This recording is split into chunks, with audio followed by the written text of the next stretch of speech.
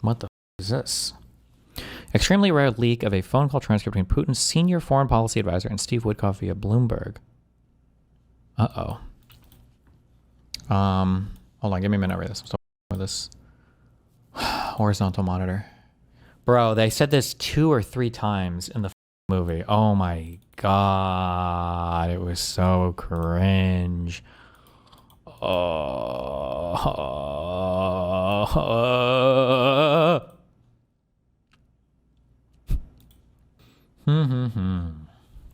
Full article with transcript links inside. The is this guy? Hello, Jesus. Thank you all for coming. Hi. My name is David Clayton. I'm challenging 82-year-old Virginia Fox of North Carolina State. 82-year-old, he says. You know, I had a whole speech written out, but seeing Donald Trump's last words calling out any kind of opposition to him as sedition or treason or traitorous, issuing threats, death threats to Democrats, even Republicans like Massey, anyone that dares to question his ultimate authority. We have an issue today with our country, and it's beyond politics. It's beyond party. And frankly, with Donald Trump, it always has been. Ooh. It's about power and control. This is not about the Constitution. On day 1 of winning my race against a Donald Trump allegiant loyalist that pledges an oath to a wannabe dictator over the Constitution, I will introduce articles of impeachment. I hope every single one of my fellow candidates, fellow congresspersons will as well. It's a shame that there are so few currently in office that are still even on the fence of debating whether or not to do it. Because this has nothing to do with party politics. This has nothing to do with politics. You're either for the Constitution or you're not. If Joe Biden had done 1/10 of anything Donald Trump is doing today, I'd be calling for Joe Biden's impeachment. True. Politics and party aside, this is simply about the Constitution with people. I'm going to keep this very short for you because apparently I'm a seditionist. Apparently being anti-fascist makes you a terrorist today in this land of the free, home and birthplace of Antifa. Well, Donald Trump, I say make duels legal again because you are a coward and your entire administration needs to come down. Impeachment is just the start. And honestly, it's frankly too polite for an unpolite scoundrel such as yourself. Holy shit. My name is David Clayton. Clayton, the number 4, NC.com. I don't scare. I don't intimidate. And you'll be damn sure I don't falter. Thank you. Let's go. That's the guy we're going to go campaign for, guys, okay?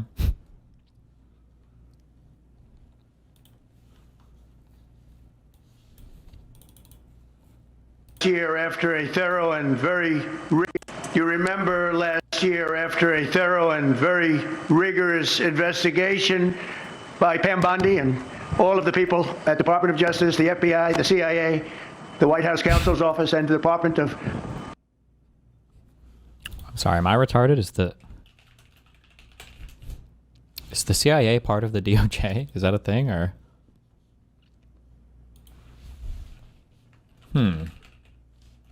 Interesting. Okay.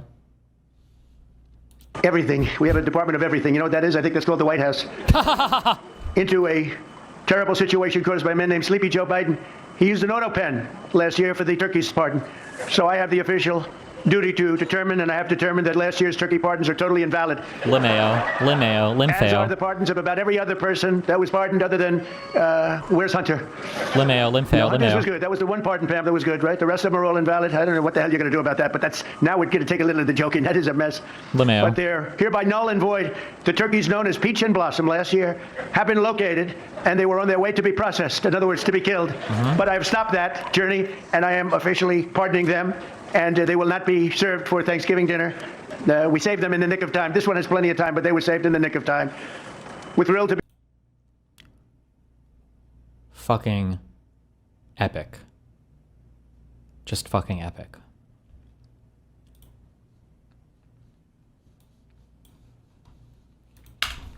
You remember last... Can a president remove pardons? No, but this is why they're so obsessed with the auto pen idea, is because the idea is if they can prove that he did it via an auto pen, then that means that they weren't real pardons, which means they could basically rescind them. That's why they're so obsessed with the auto pen talking point. What tip? Should I give a tip? Yeah. In America, it's... Wait, isn't this old? 15 days ago. Why the fuck did you link me this? This is for our tip conversation earlier.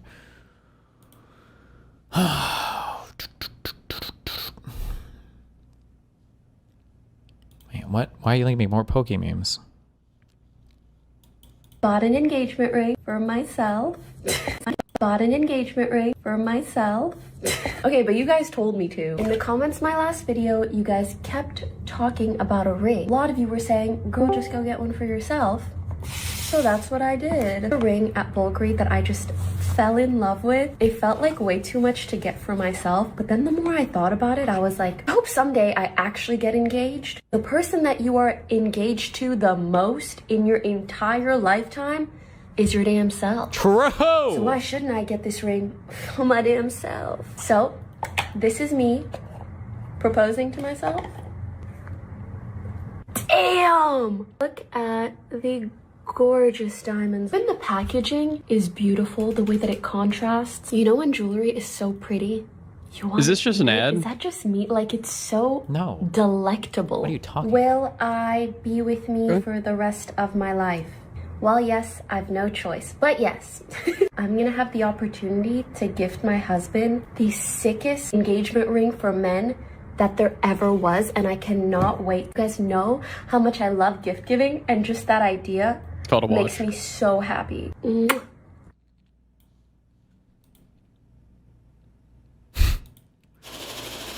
you want to know the worst thing? Do you want to know the worst thing that Melina ever did in my life? What? I've met some people like this. I recently have another person I've run into that does this. This is probably the most unforgivable thing, okay? Do you ever meet people who will do this thing where they'll, every time you say something, they go, what? And you repeat it? I've noticed with these people that if you say a thing and they're like, what? And you don't repeat it and you wait like 2 seconds, they'll respond. They know what it is. Yeah. Yeah.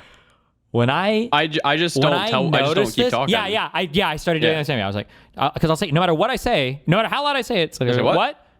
And I don't say anything. You just give them and a few then eventually, seconds. and then they'll respond. I'm like, what? Why? What are you doing? What's happening? They're NPCs. They got a buffer. Clearly, yeah, they're buffering. Their latency. Huge buffer. Oh my God, it drives me crazy.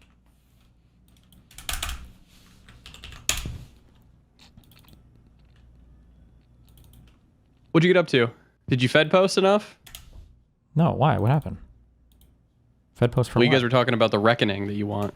Oh, I would never, ever, ever Fed post. Pipes. Okay. I have more. I have things. I don't even know what these are. Type shit. Yeah, I got type shit. Okay, I have boom 1 and boom 2. And then the Vax. What are these? Okay. Okay. Okay.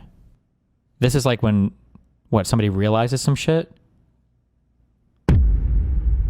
Breaking news. What? Hassan reveals he was offered a CBS debate with Ben Shapiro. According to Auk, he declined because CBS requested the debate topic be about capitalism rather than Israel and Palestine. No, I was like, shot. that's boring. Well, this is the link. No, shut up. Stop trolling me. I'm not. I linked you. Leaked some tea after this video was going. Oh, and then one more thing. Hold on. Somebody vax this guy. Bruh, that's such a great line. Okay, sorry. All right, where am I? Hassan? Good one. I leaked some tea after this video was going viral on Twitter, and that tea is that they literally are trying to get me to do a fucking debate on CBS News with a person that happens to be on this panel, Ben fucking Shapiro. That's right. They literally want me to do a CBS News debate with Ben Shapiro.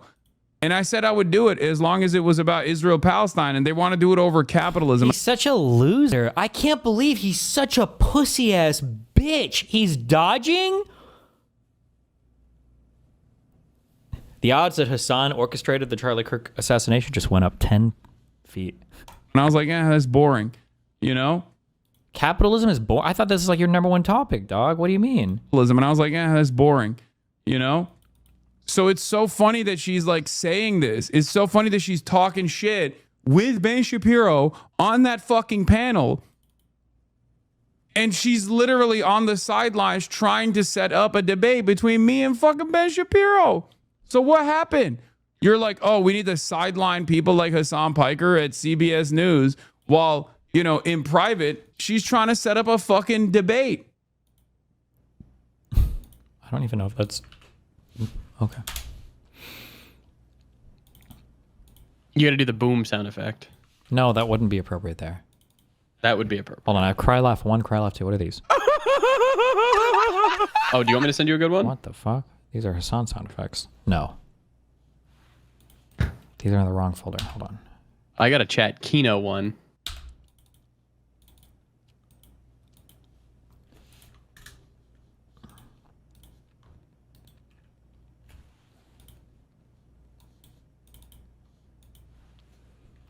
Cry laugh 1, cry laugh 2.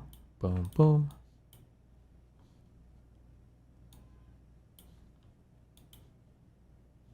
Moot, do not send him the Jew one. It's Wait, why not? It's I hear it too much as it is. It's anti-Semitic. Because the file is open. Oh my god, just stop. I'm in. You're not in anything. Shut up. Oh, I'm in. I'm in the PC right now. Okay, copy, paste. You wish. Oh wait, I already have these.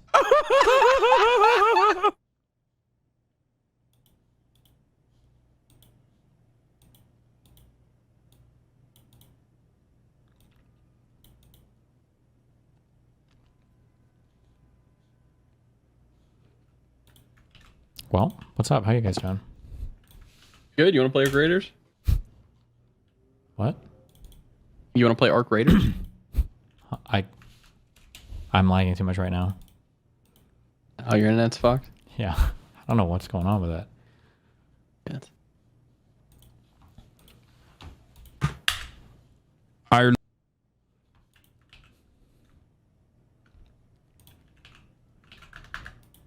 All right. Our next episode of Treason in the United States. Witkoff advised Russia on how to pitch the Ukraine plan to Trump. U.S. presidential envoy Steve Witkoff, the man who has been appointed as to do a lot of our foreign ambassador work, despite knowing basically fuck all about the rest of the world. Was this the businessman? Yeah, part of it. Got it. Fresh from the triumph of the Gaza peace deal, held a phone call last month with a senior Kremlin official to suggest they work together on a similar plan for Ukraine, and that Vladimir Putin should raise it with Donald Trump. In an October 14th phone call that lasted a little over 5 minutes, Witkoff advised Yuri Ushakov, Putin's top foreign policy aide, on how the Russian leader should broach the issue with Trump. His guidance included suggestions on setting up a Trump-Putin call before Vladimir Zelensky's White House visit later that week and using the Gaza agreement as a way in. We put a 20-point Trump plan together that was 20 points for peace, and I'm thinking maybe we should do the same thing with you. Witkoff told Yushakov. Oh yeah, because 20 is like the magic number. Nice. According to a recording of the conversation reviewed and transcribed by Bloomberg. Damn. This story proves one thing. Special Envoy Witkoff talks to officials in both Russia and Ukraine nearly every day to achieve peace, which is exactly what President Trump appointed him to do, White House Communications Director Stephen Chung said. Kremlin spokesman Dmitry Peskov didn't immediately respond to comment. The recent conversation for the first time offers direct insight into Witkoff's recent tactics for negotiating with Russia and what appears to be the genesis of the 28-point peace plan proposal that emerged earlier this month, which the U.S. has pushed Ukraine to accept as the basis of a deal. Putin said this month he believed the U.S. plan could be used as the basis for a peace settlement. He told senior officials at a meeting of the Russian Security Council that the 28-point plan had not been discussed in detail yet with the United States, but that Moscow had received a copy of it. Trump said Tuesday he was directing Witkoff to meet with Putin in the hopes of finalizing a peace plan. The original 28-point peace plan, which was drafted by the U.S., has been fine-tuned with additional input from both sides, and there are only a few remaining points.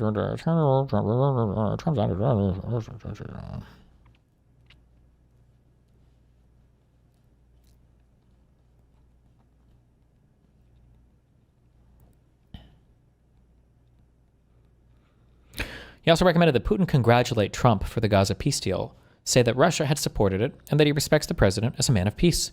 From that, it's going to be a really good call, Witkoff said. It's going to be a really good call. Here's what I think would be amazing, Witkoff then added. Maybe he says to President Trump, you know, Steve and Yuri discussed a very similar 20-point plan to peace, and that could be something that we think might move the needle a little bit. We're open to those sorts of things. God, it's so fucking retarded, bro. Kill me. Yushikov appeared to take some of the advice on board.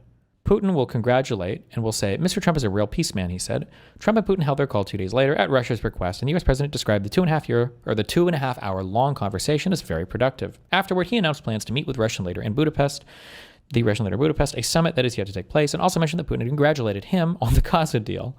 Following up on that call, Witkoff met with Kirill Dmitriev, another senior Kremlin advisor in Miami, according to an interview that Dmitriev gave to Axios. Dmitriev told Axios he spent 3 days in Miami from October 24th. A spokesperson for Dmitriev declined to comment. Apparently there's a transcript of this call.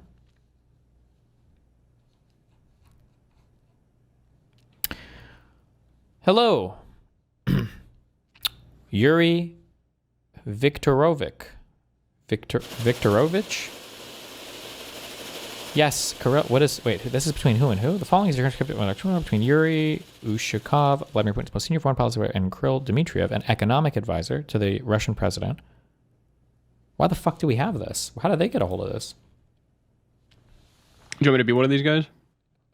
Well, I don't even know why we... You be one, I'll be the other. Okay. Hello. Yuri Viktorovich. I can't do a Russian accent. Yes, Kirill Alexandrovich. Well, I've sent everything there. We'll talk tomorrow. Well, great. Yes. I flew to Saudi Arabia, but it seems to me it's very important because it's really good forward. Okay. Well, we need the maximum, don't you think? What do you think? Otherwise, what's the point of passing anything on? No. Look, I think we'll just make this paper from our position. And I'll pass it along, making it clear that it's all informal. And do their own. But I don't think they'll take exactly our version. But at least it'll be close as possible. Well, that's exactly the point. They might not take and say that it was agreed with us. That's what I'm afraid of. No. I'll say it exactly how you say it, word for word. They might twist it later, that's all. There is risk. There is. Well... Alright, never mind, we'll see. Yes, it seems to me you can talk later with Steve about this paper. We will do everything neatly. Хорошо. Thank you so much, Yuri Viktorovich. Thank you so much. Thank you. Goodbye. Wow. Now that's what I call a cool story, bro. How'd they get this?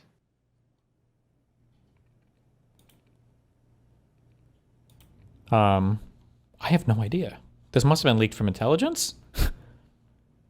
Would be my guess, right? Or one of these people are agents. Well, no. You would never burn a source like that, right? That would be crazy. True.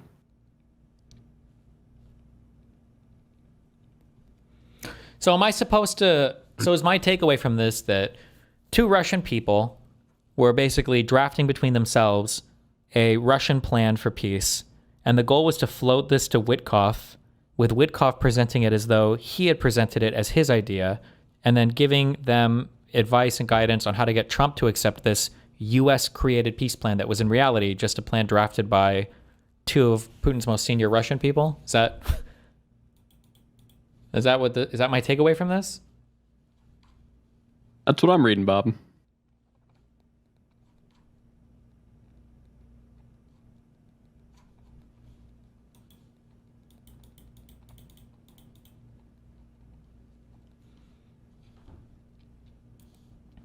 Don Bacon. For those who oppose the Russian invasion and want to see Ukraine prevail as a sovereign and democratic country, it is clear that Witkoff fully favors the Russians. He cannot be trusted to lead these negotiations. Would a Russian paid agent do less than he should be fired. Wow. King. You try to conflate. What is this? Type shit. type shit. The past with the present, you just like destiny. That's what you like. Bro, it bro, it was crazy. Is that what I do? I don't even know what that insult meant. This fool Keith is like, well, that's not true. That's a different thing. He's like, you try to conflate things. You try to conflate the past with the present. You just like destiny. That's what you like. Oh no. He was saying he got compared to me. Based. Bro, bro, it was crazy. It was crazy. Long story short, they got embarrassed, bro. That's what happened. They got embarrassed, and that's what happens. Because I get Keith, or is it Kevin? I get Kevin. Kevin's like, I was like, what are you talking about? What, that word. That word is disparaging. If you know the history of that word, you know where that word come from? You know what that means? Destiny's disparaging. Just kidding. He was like, you know what? I was like, why don't you care? You should care, right? He's like, he's talking ill about black people. That's when Keith, no, not Keith, because Keith was on this side, Kevin. That's when Kevin comes out and says, I don't care about black people. I was like, there we go. There we go. All right, glad you said it. I'm glad we got that on camera. He straight up said, I don't care about black people. And then he was like, and then he heard what he said. And then he was like, wait, let me clarify. Let me clarify. I don't care about any race. I don't care about any race, right? We're all just people. We're all just, I'm like, okay, all right. Mm-hmm. Right? Okay.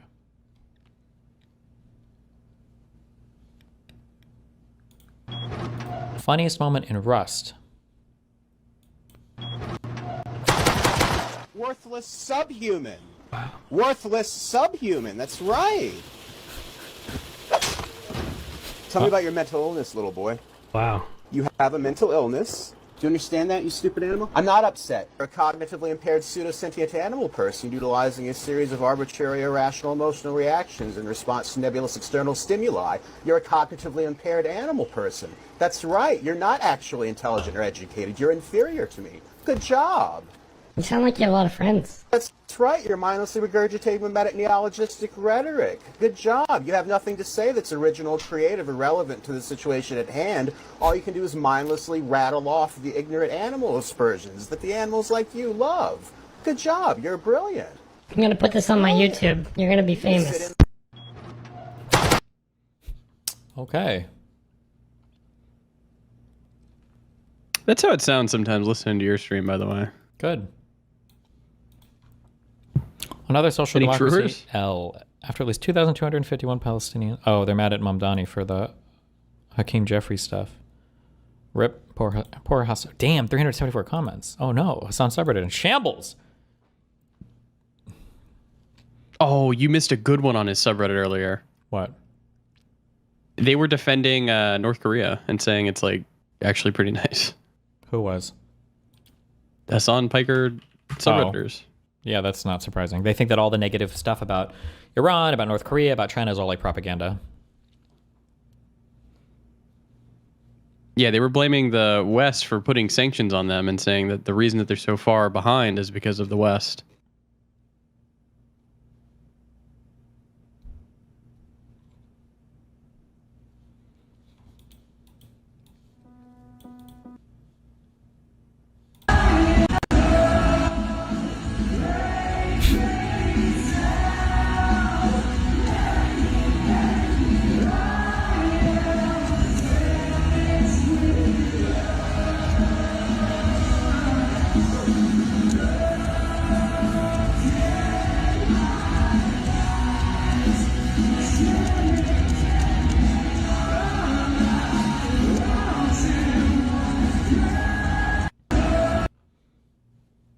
Damn.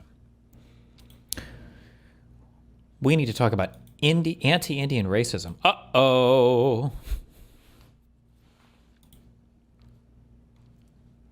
A pretty disappointing post by Kyle Kalinske and some of the replies he attracted.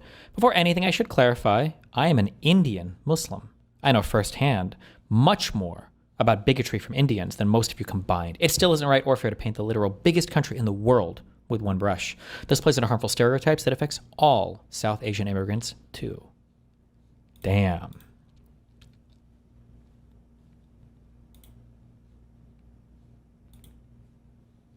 We need little flags on Reddit too, because any of the Canadian flags you'd see in there would be saying the most abhorrent shit in that whole fucking thread. I'm telling you right now. True.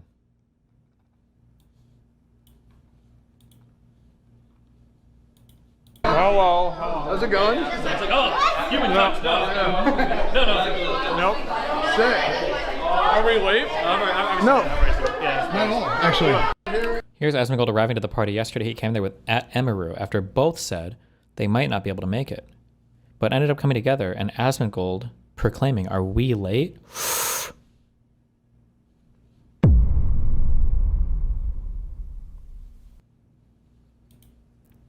Ooh, good sound effect. Do you think this is actually going to happen? Trump considers removing Kash Patel from FBI director role. Uh-oh. That's a win for everybody. Who's Kash Patel's girlfriend? Your mom.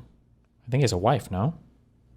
Hi, Nick. Hope this message finds you well. So I think Following it's up with our chat yesterday about being rude to super chatters. If super chatters are idiots and cause me pain, why do super chats at all? Best regards. Because they make me money! Because they make me money! Okay? Because it's either this or advertisements. That's why. Do you think if I had a choice, I would read your messages? If they didn't pay the bills, I would never read another super chat ever again, and it wouldn't even be a hard decision. It would be easy. I would do it unflinchingly. Unflinchingly, unthinkingly, with no remorse. If there was a button I could press to make all super chats go away forever, and like a random person died and 1 million random people died, I would press the button 100 times. 100 times. That's how much I hate super chats, but True. That's how I make the money. That's how the show makes money. Yeah, that's how I make money doing the show. Where else do you see a paycheck here? You know, unlike what people say, there's no cash from Qatar. The feds aren't paying me. I have no sponsors. Here's what I do. I sell hats, I sell subscriptions, and I listen to your idiocy because you pay me to. And increasingly, it is impossible for me even to pretend like it's bearable. And that's why I take them. So there's your answer. That's the first good super chat of the night. So if all the super chatters are idiots and cause you pain, why to take them at all? Because there's a whole live chat with infinite messages. I don't read that one because they're not paying for them. So that's the way of the world. I wish it wasn't the case, but listen, lady, it's that or it's the pills, okay? Pick your poison. It's that or methylene blue. You want America First brought to you by turmeric and methylene blue, or you want the super chats? And at least the super chats are kind of, you know, it kind of keeps me on my feet. It's kind of fun. It's either this or it's ZipRecruiter and fucking Goldco. It's those chips. It's those seed oil free chips that everyone's selling now and Polymarket. That would be worse, actually. I think I would hate that more. Oh, this lady, one of the smartest women on the internet. 7.5 minutes? Fuck no. You guys know North Korea is basically another Palestine, right? If that surprises you to hear, stick around. We're going to talk about it for a few seconds and hopefully get you up to speed. For reference, I have been vocally in support of Palestinian liberation since the year 2001. And if you think it's hard to not be a Zionist today, oh my gosh, it was really hard in the early 2000s and even before, I'm sure. See, back then, 75% of Americans Zionist just means Jew hater, right?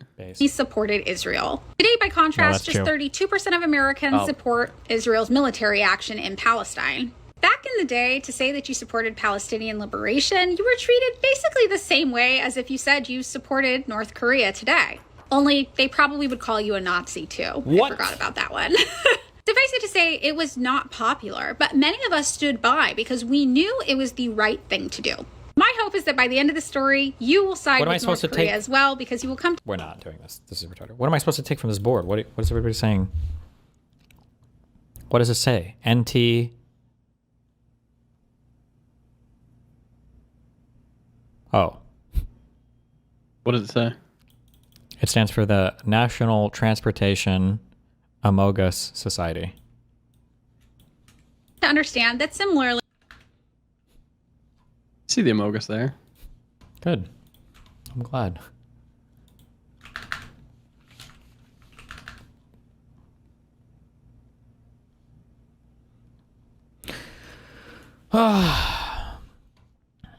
Okay.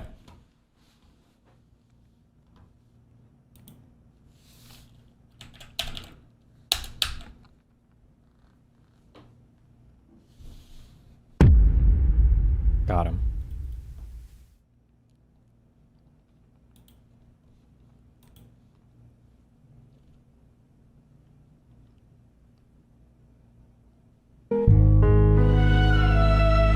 Stop. Did you peep the drama about Akash's wife? You mean from like 2 weeks ago?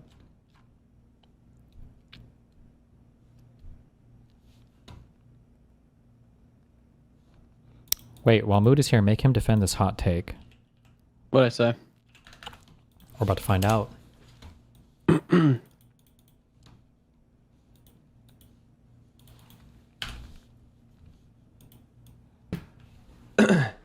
Uh-oh. I got a hot take coming, and he's gonna bitch and moan about this for fucking 3 weeks. I'm gonna bitch and moan about this for 3 weeks. Okay, you ready? I think he looks retarded looking up to the left to have to like read fucking a dono or a chat message. I don't like that his monitors are double stacked. Like Asmutin literally looks up like a fucking retard. Look at him looking up. I think him like looking Look at him looking up. Not like you, not like you. Look at you. Look at you on the left side. No, you're literally looking up like fucking Stevie ass Wonder, okay? Good. Good. You're fucking blind, I'm man. glad. Look at how far I am. Being blind. How mad are you? Be honest. I'm not mad. I hate you. I hate you. God, I don't want to. Fuck. Okay.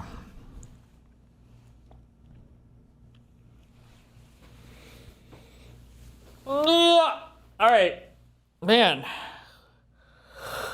If I could make the case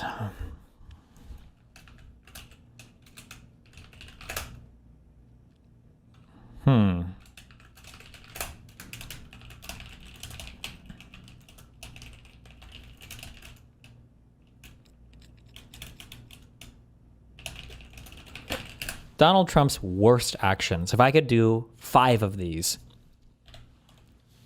in the totality of his presidency, and then ask, what did the Democrats do that's even remotely comparable? What would they be?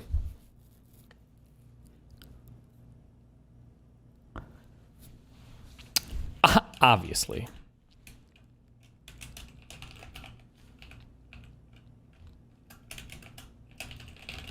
We have January 6th.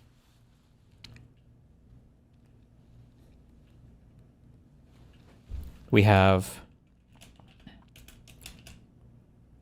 scams. I don't know about the USAID stuff. I feel like it's harder to...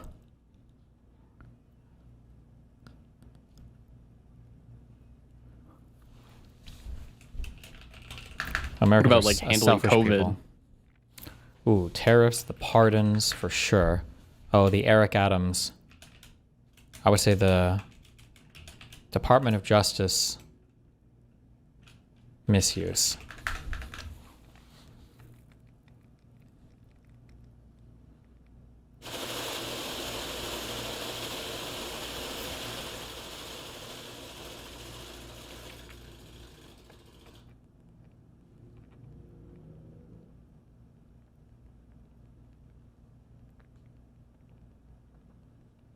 Oh, the National Guard deployment. We gotta have that one.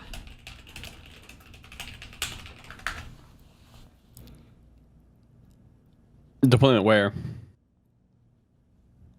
To the inside the United States.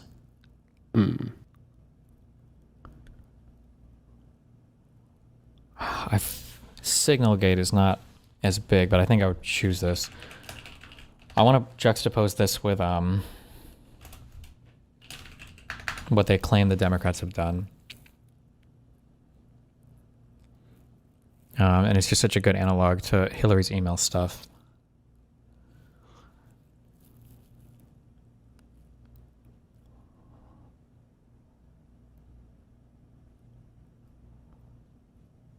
I feel like the FEMA stuff is bad. I'm trying to keep it top list. We're only going to have so much time. What about the ICE shit? No, it's even though it's pretty bad. It's too close to the just like traditional ICE border enforcement stuff. I'm looking for stuff that's like super unprecedented, super outside the boundaries of anything possible, and yeah. Ooh, the FCC commissioner one is.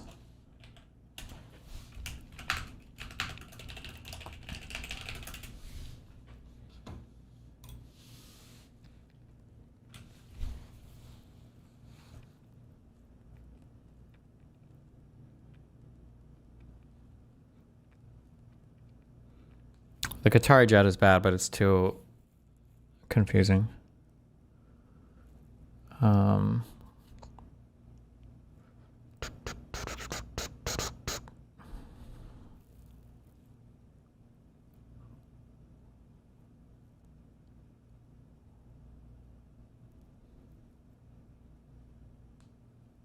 Oh, what about the threatening the fucking Congress people with like sedition or whatever?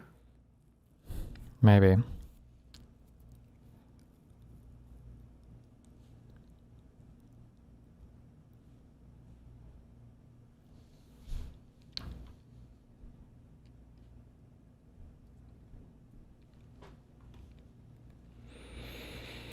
Hmm.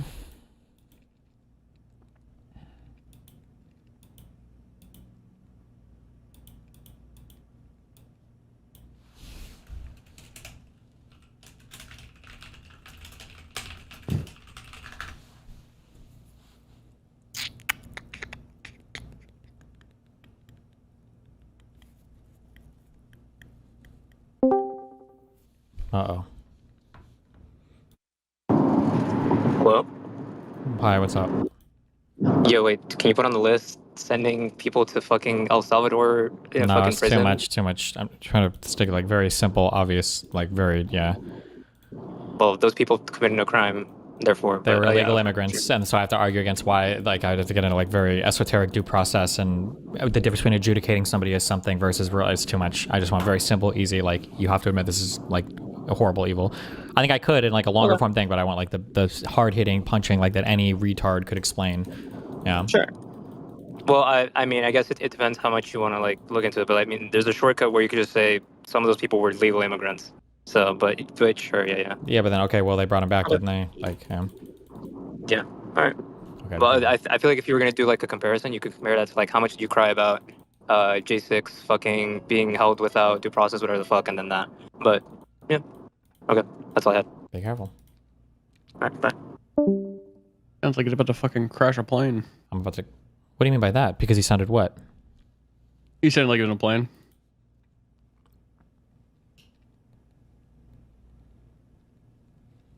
By the National Guard opponents with the ICE transformation into a secret police.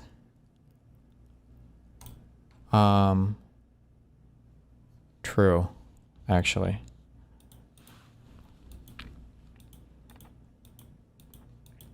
Oh, actually, I will throw on the fucking.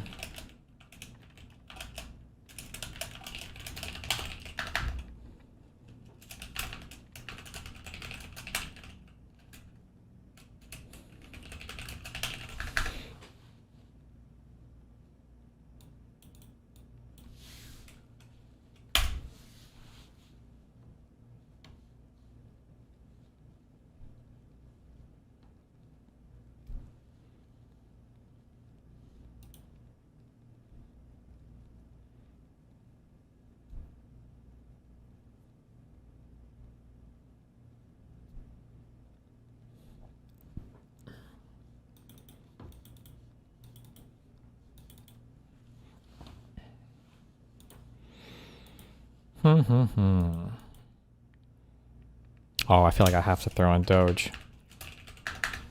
Ooh, I heard they got it's basically dismantled or gone. whatever It's just recently. fucked. What a waste. Everything about that was a waste of fucking time. So fucking Thank God cringe. Elon's out of the fucking government.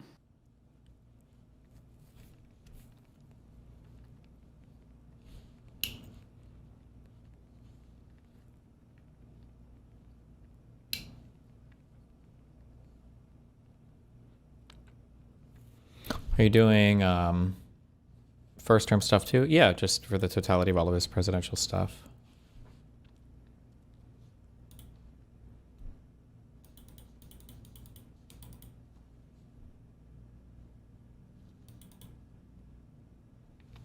I think I will do fucking...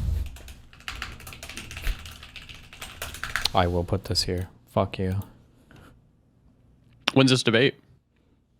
December 12th, 13th.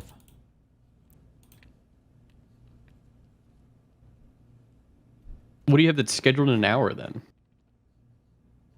How do you know I have something scheduled in an hour?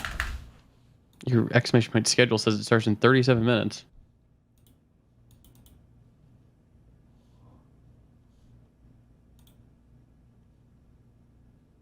Weird. I just blocked off that day, but it's a thing I have tomorrow. Oh, got it.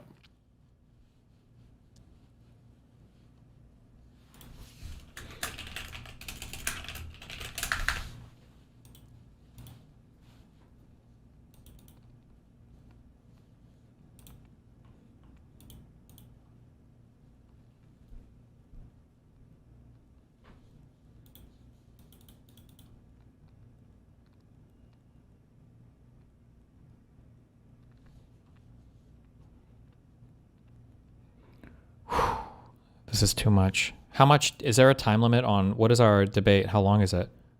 Is it 2 hours?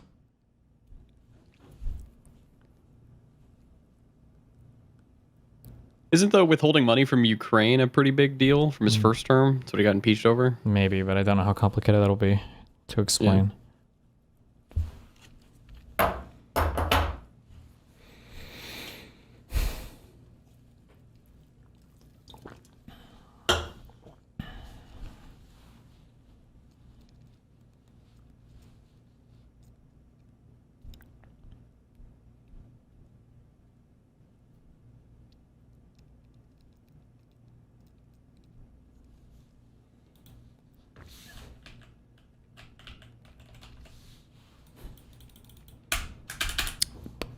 Okay.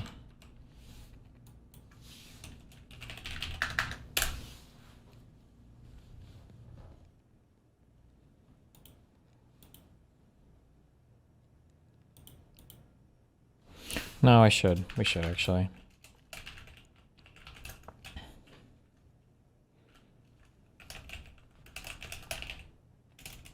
Quo? Is Quo Q-U-O?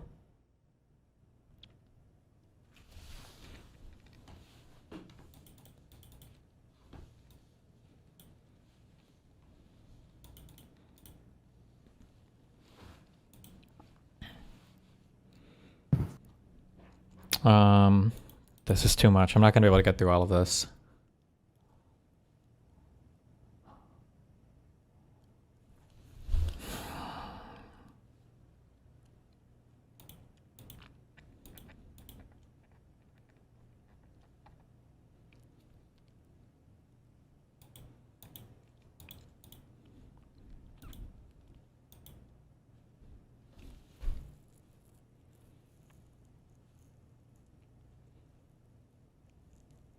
I need to balance like the importance of the thing with the ease of proving it or winning it in an argument.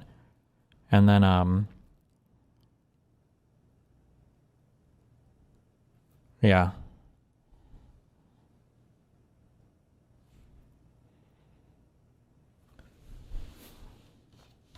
I'm done with broad topic. Stop.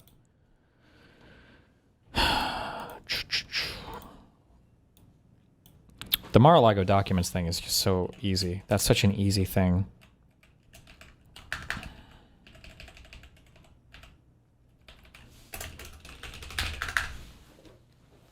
Okay, Donald Trump's worst actions as president? No, we'll just say worst actions. Okay, for Mar-a-Lago documents, I'm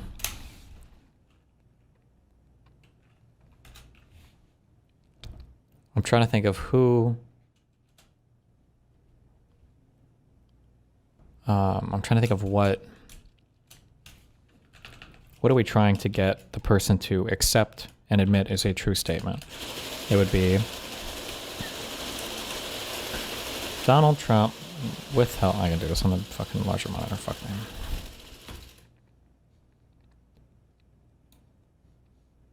Jesus. It'll be Donald Trump stole documents. Oh, fuck. Hold on. Stole documents from the White House. He refused to return them when requested. He obstructed his own lawyer from returning the documents. He instructed his employees to lie to the FBI about the documents. He knew he had documents that he should not have retained, and he ultimately flew these documents away and still maintains control of them privately to this day. Wait, they never got him back? Nope. My understanding is no. He literally flew them. He flew them. I thought they did a raid on his place. They did, but he had already taken, I think, like 11 boxes, I believe, and flown them up to his house in New York. Is it Bedminster? Yeah, I don't think they ever got those back.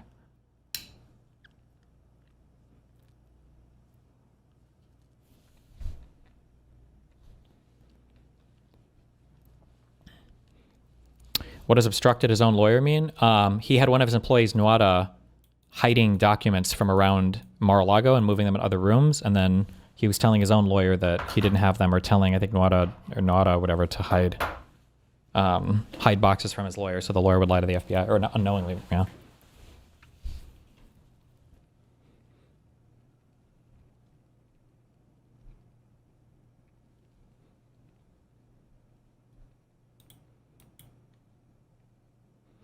What do you think the parallel or whataboutisms are going to be for these arguments if you bring them up?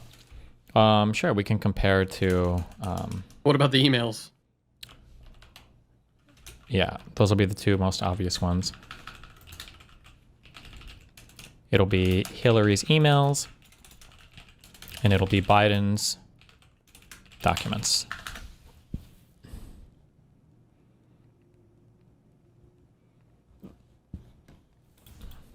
Show you an example.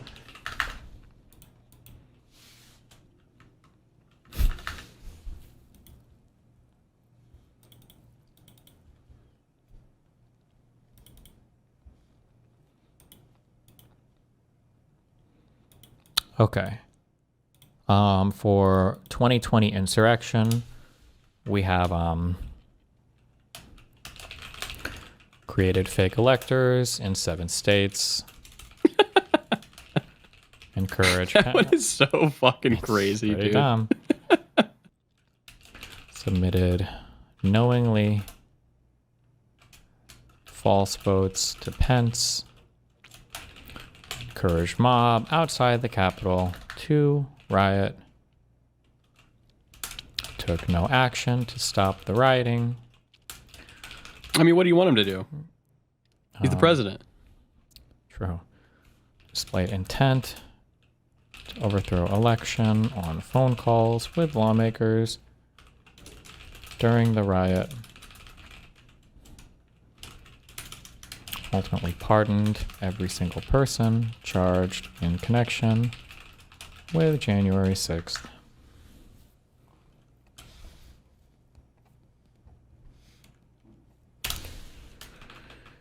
And this is going to be compared to BLM riots, 1 trillion%.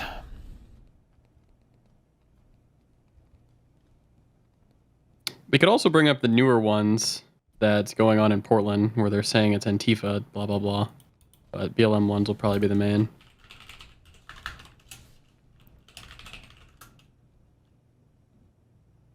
Fuck, what was the name of the Seattle Skamaz? No. Fuck, what am I thinking of? Where they had like their fucking safe zone or whatever? Yeah, that stupid Seattle thing. Chaz.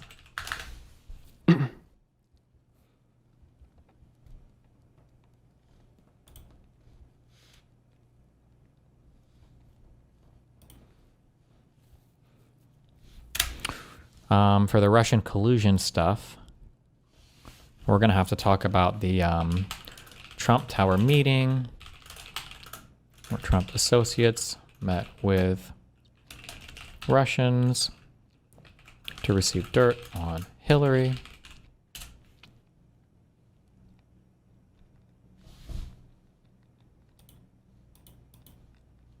Oh, shit. Voter fraud. I don't want this one to be too sprawling, but some of these points are important. He did lie about voter fraud. Trump Tower meeting where Trump associated with Russia received dirt on Hillary. Manafort's association with Russian oligarchs. We have Roger Stone's association with Guccifer. Was it Guccifer 2.0? I don't want to do the USAID stuff because I'm going to say 1 million people died and it's going to be like, oh, that's not America's responsibility. And then I don't want to get into a vague conversation of what is America's responsibility to aid around the world. It's just too much. Americans don't give a fuck about other people. It's a waste of time talking point. Conservatives are ghouls that have no moral compassion for literally half the people inside this country, let alone foreign citizens. It's a loser talking point.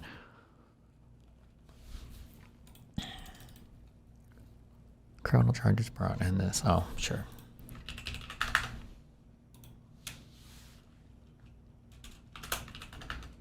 Comparisons.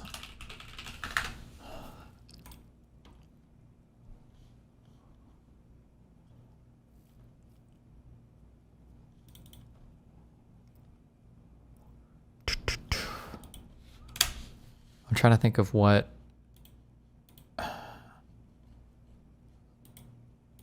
What do they argue against? Oh, they're just going to say like no collusion charges, I guess.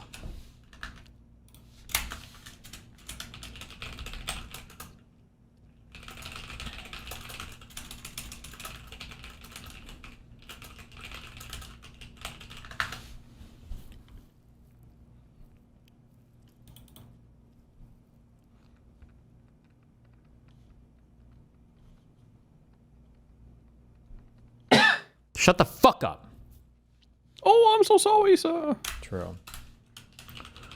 Oh, the Hunter Biden Ukraine thing will come up. Burisma stuff.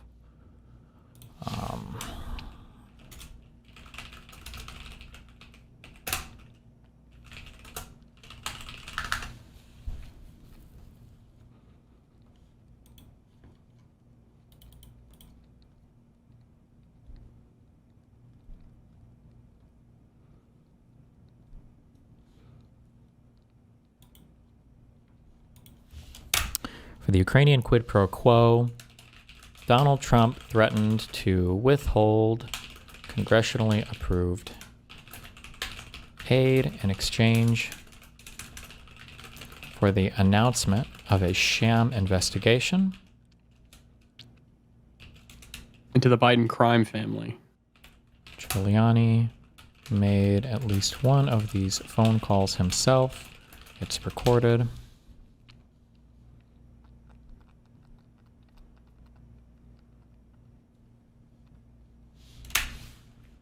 I'm trying to think of what they'll go by. Oh, it'll be the Biden thing, 1,000,000%.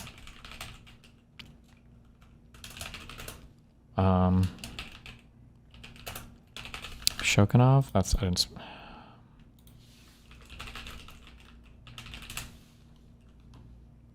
How do you spell this loser's name?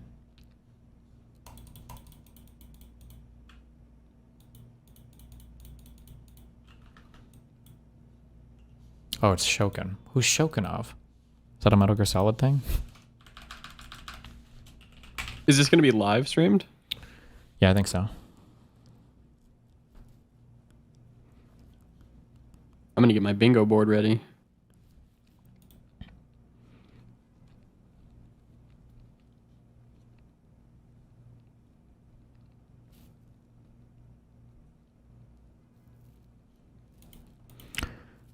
Secret police, we have deployment of the National Guard. Oh, wait. Yeah, deployment of the National Guard to states without the governor's consent.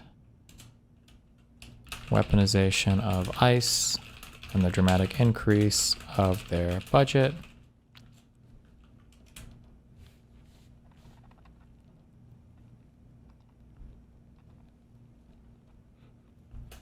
I don't know what their comparisons or counter arguments would be for this. So we can't enforce the border.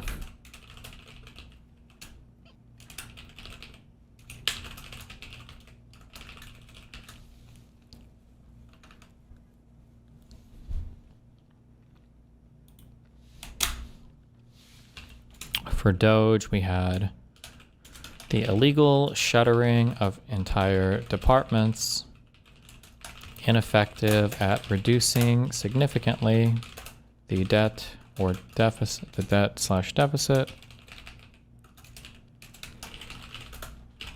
Lost a lot of voter goodwill and accomplished nothing. I don't know what they would even say for comparisons to this. For scams, the Trump cryptocurrency, the entire Witkoff family, Trump association, Trump's whisper to hook up. Was it Indonesian leader? Indonesian leader with Eric.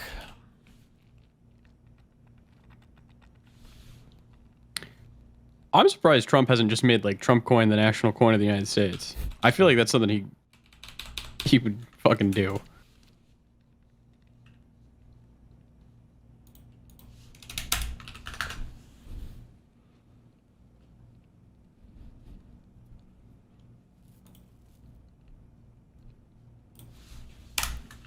Ads on Truth Social, like the med bed.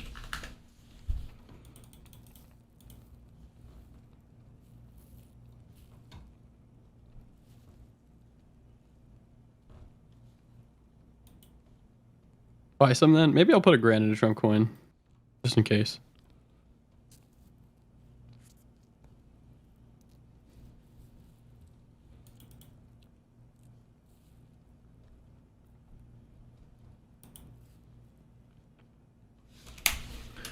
Okay, general family scams. The Trump phone is a fucking scam. What other things are just like scams? Like technically the Trump Watches. well, no, they're not. Those aren't scams. They're just cheap loser things. But like the phone is like a fucking. They said they were gonna make some novel new thing.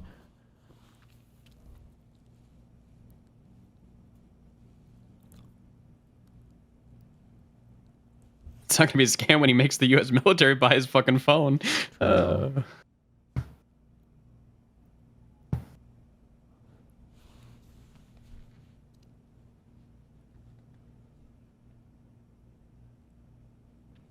Okay, what is... Oh.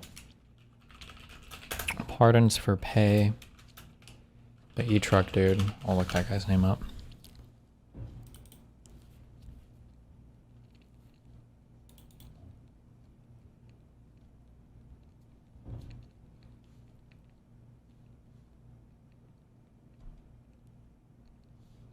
What happened to Trump's strongest warrior, the pillow guy? Lindell? I think he's out there somewhere. Wait, hold on 1 second. Hmm.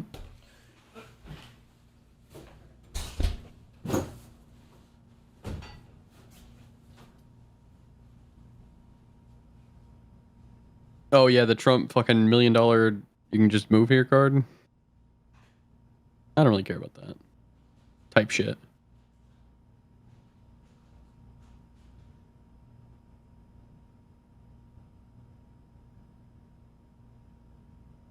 I'm playing Idol Slayer right now while I'm here working. By the way, I am working. It's called networking. Don't forget. This is my job. Type shit. Yeah, don't megalo me. Literally the worst idle game ever. This is my favorite idle game, dude. How many hours have I played? I don't know. Months. Months now. I'm on my, like, 5th ascension.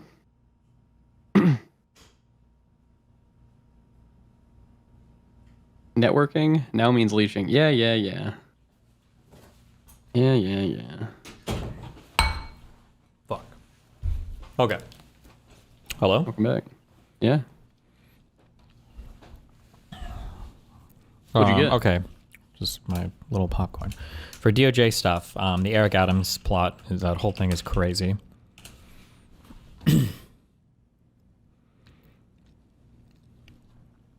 What the fuck did Eric Adams do? A loser. It's a whole thing.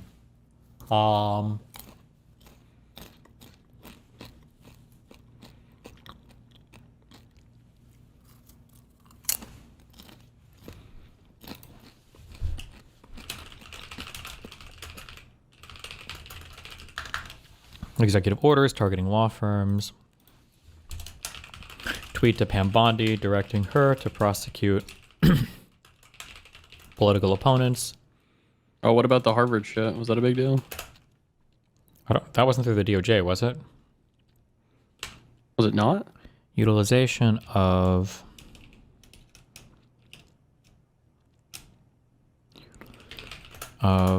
fuck, what was I going to tweet? Depend money director to prosecute political opponents. Utilization of DOJ for something. I forgot what this was.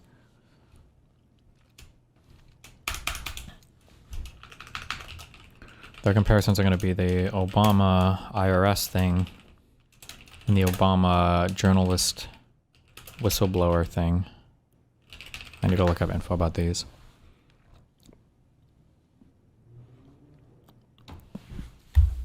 Oh, I can just say Epstein. Easy.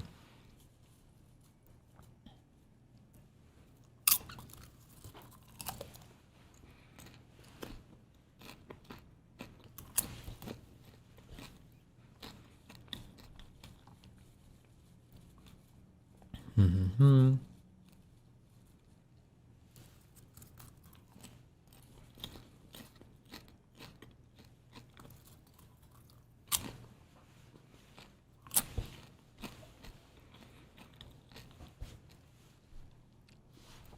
Ooh, that's true. Targeting FBI agents who worked on cases in the past. Was that a Trump thing and not a Cash thing? They all do things at Trump's behest, yeah. Do you have proof of it? Because that's what he's going to ask for. He's literally the head of his FBI. You can always fire him if he doesn't like it. I guess, but can't he just say, well, like, I trust him to do the job? Yeah, but he's not doing the job. Kash Patel went and he fired a lot of the agents who worked on prior investigations related to Trump. He just fired them as politically partisan. Obviously, he's doing this at Trump's behest. Okay. Mm-hmm.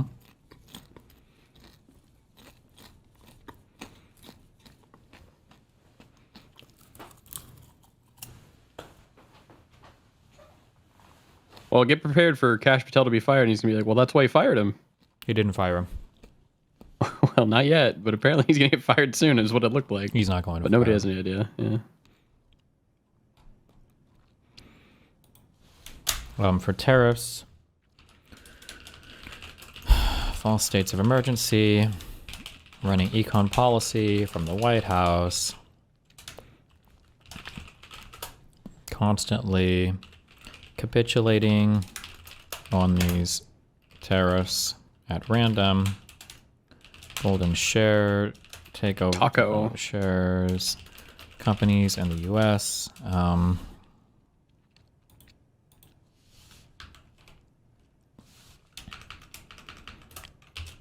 Was it Nixon? Who was the guy who did fucking tariffs? That everybody points back to, like, well, he did tariffs. Wasn't Reagan. Oh, shit.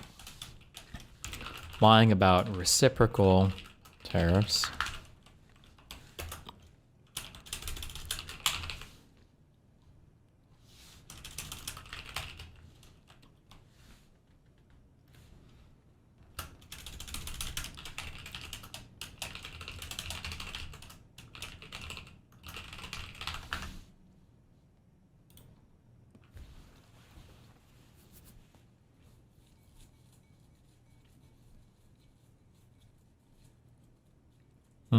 Pardons. Well, Joe Biden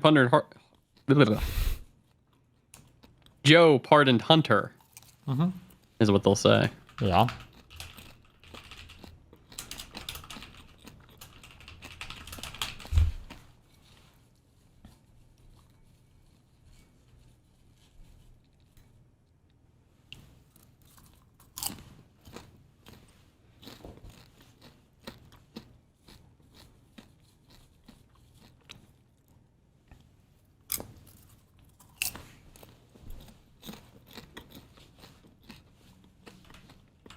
Do I just run through all of his corrupt pardons? Corruptly pardons anyone who lied on his behalf or engaged in some criminal activity to further Trump. Fuck, who's the guy who turned on Trump and, like, was working with the FBI?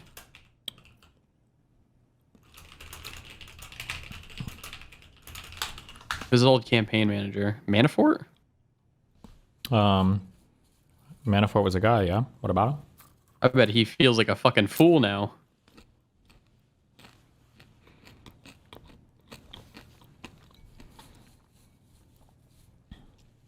Yeah, oh yeah, Cohen. That's who I'm talking about.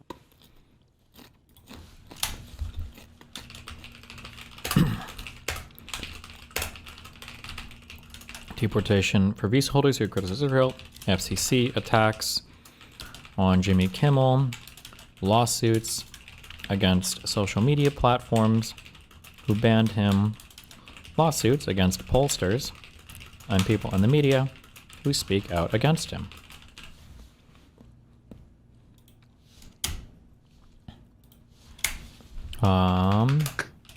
They're gonna argue that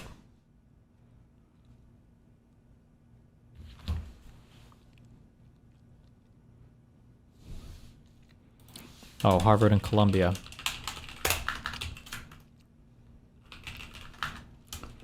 They're gonna argue the Twitter files, social media during COVID.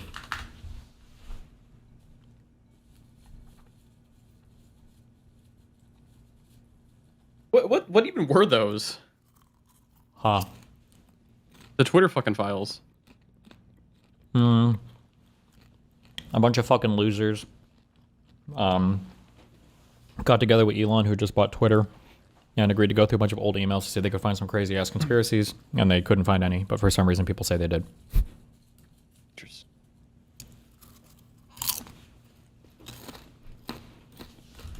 Dan level nothing burger. Yep.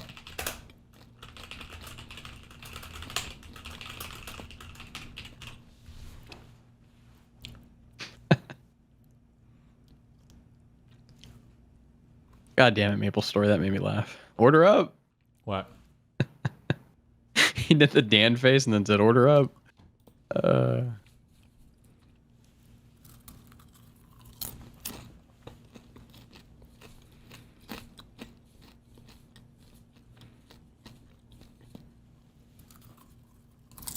Dinesh on January 6th pardons. Click. For those laminating the pardons of violent January 6th convicts, this is what comes of show trials. Lamenting? I said laminating. Good job, loser. Sorry. Maybe some of Stalin's opponents were guilty of serious crimes, but when the process is thoroughly corrupted, everyone is presumed innocent after the fact. A just outcome. He loves that shit.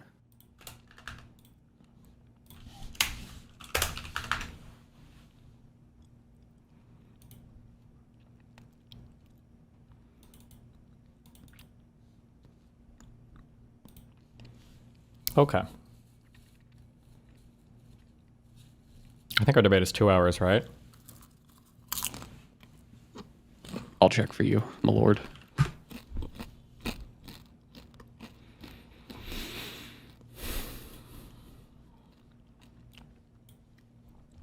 Battle of the Capitol versus D'Souza. This guy? D'Souza. Debate at 5 p.m. That's all it says. Wow. Arrive at 4, you say, to grab some food and drink. You didn't write this. Yeah, you didn't write this. This was a copy paste. You don't know that. Oh, I'd bet $1,000 on it. Wow.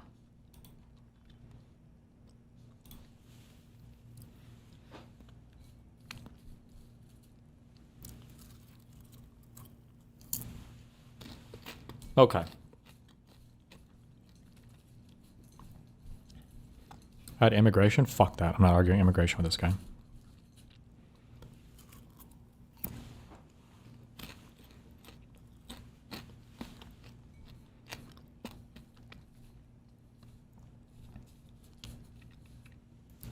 Oh.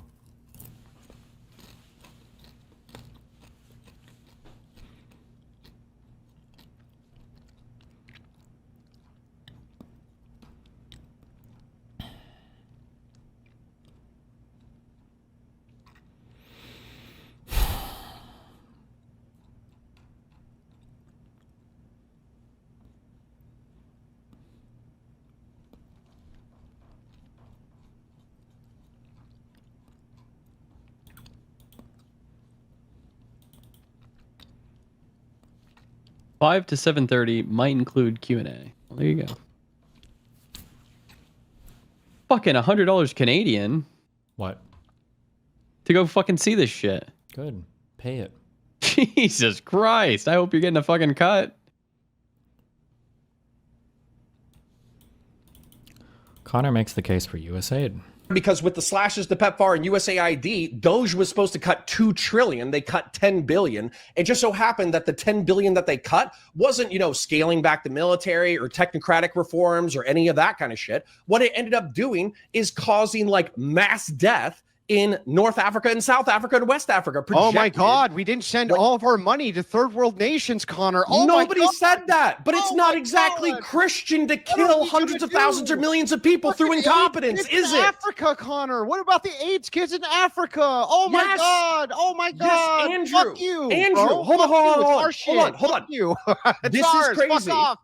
No. Andrew, this is what's crazy. Okay, what's I don't crazy? claim that I believe in Jesus Christ as the judge of my spirit. I do not. And yet what you just did is you were like, oh, hundreds of thousands or millions of people died due to incompetence from the right wing. Who gives a fuck because they're not American? That has wait, there's not a single fucking Christian instinct that you could cite to me that has that as normal behavior. Wait, Connor, how much of a Christian's money do you think that they're allowed to keep? For you, dude. How much Christian money are they allowed to keep? Yeah, how much is if you're a Christian and you have money, how much of it in Connor's world is the Christian allowed to keep? Well, I mean, I would cite tithing at 10%. So biblically, you're allowed to keep 90. I would say that in a state, render unto Caesar what is Caesar's. I would say you pay what taxes are in your country. Okay, I see. So we're allowed to keep 90%. If you want a specific number, I got specific tax brackets for you. There's no 10%. There's no 10% tithe requirement, by the way. I don't know where you came up with that. That is common that people will tithe 10%, but it's not a requirement. The thing is, though, is that if it's the case that you're rendering unto Caesar what is Caesar's, but you're in a representative government, and it's the case that people are saying to their government, hey, we don't want you to send our fucking money elsewhere. We want to keep it here with our people group in order to benefit us. What the fuck is wrong with that, Connor? Weirdly enough, I want you to hear me and I want your chat to hear me, okay? I have no problem with the United States ending USAID or PEPFAR and returning $10 billion to the national coffers. What I do have a problem with is that we did not look for anybody to fill the stopgap. So as a result of just turning off the financial spigots, we are arguably killing hundreds of thousands or millions of people. If you wanted to ask Europe to do it, if you wanted to ask the Africans to take it over, if you wanted to ask the Asians to take it over, I would not give a fuck. So our incompetence is killing people. Yeah, I got it. So the United States has to make sure that the entire world is fed and clothed and taken care of and has their fucking AIDS meds. I actually, hold on, Andrew, I want to point this out because I do enjoy speaking with you.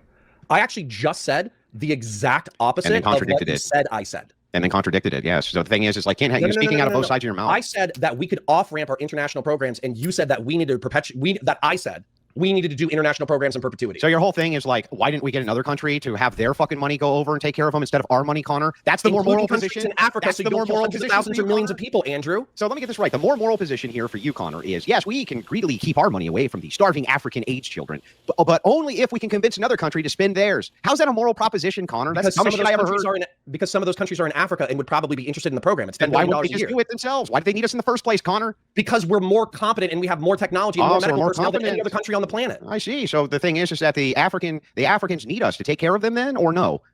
They need competent technical people to run these programs. And did we have charities that used to do that through Catholic ministries that would go set up wells and everything else in these nations? Guess who the #1 recipient of USAID funds was? Can you guess? Yeah, it should be.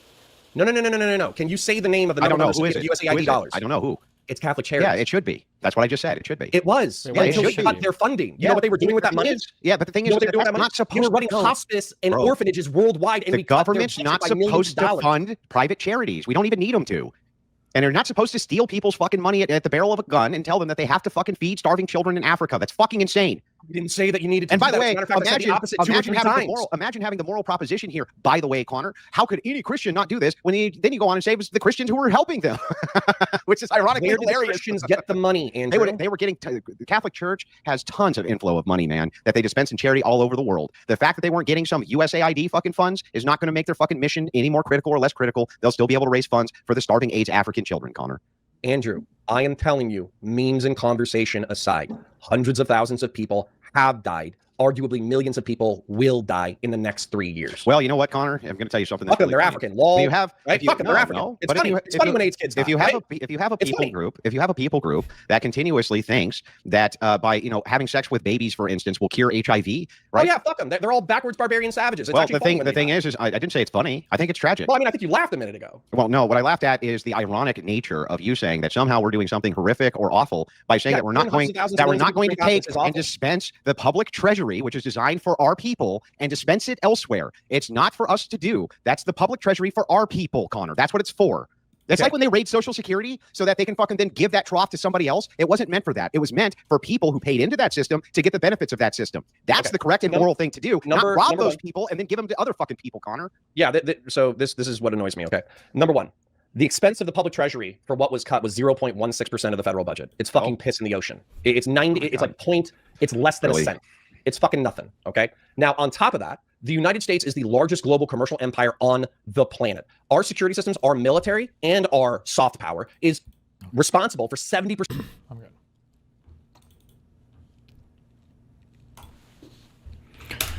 Okay. Does Dinesh D'Souza have comments on this, on the Mar-a-Lago documents case? Trump documents. Has he said anything about this?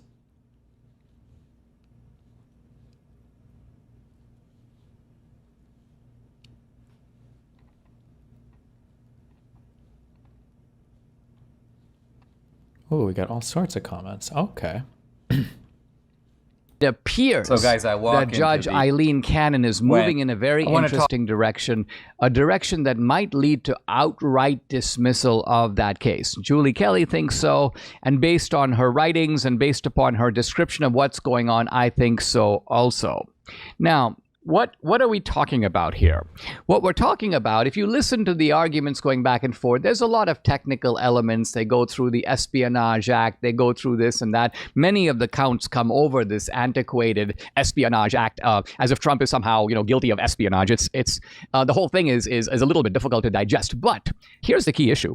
Just recently, the special prosecutor, Robert Hur, decided not to bring charges against Biden. Now, did he say that Biden was unintentional in retaining the classified documents? No, he said this was intentional. Biden knew about it. Biden, in fact, was sharing those documents with a ghostwriter. Moreover, the ghostwriter, even after Hur was appointed as the special prosecutor, destroyed documents. In other words, hid evidence, tried to conceal documents that were given to him.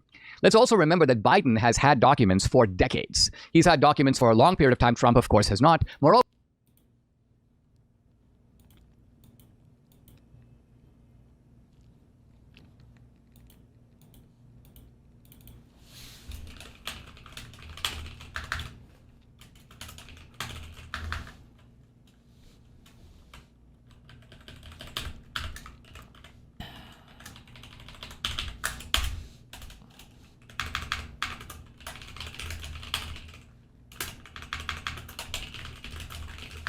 Okay. We have claims by Dinesh.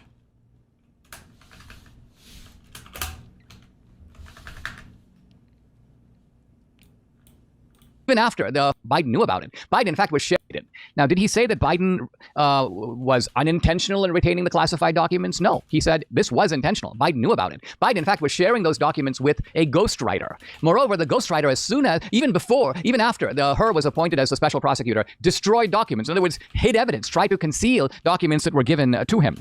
Let's also remember that Biden has had documents for decades. He's had documents for a long period of time. Trump, of course, has not. Moreover, Biden has no ability to declassify documents. He was not, at this time, the president. He was either a senator or he was vice president. Senators and vice presidents don't have this kind of authority. The president does. And finally, Biden kept these documents all over the place. He had them here, he had them there, he had them in his house, he had them in his garage, he had them at the Penn Center. So the idea that Biden somehow was fastidious and careful with the documents, no, he wasn't. At one point, the FBI finds some documents thrown all over the place. They pack the documents into a box. They seal the box. The FBI is almost doing a certain type of cleanup for Biden. And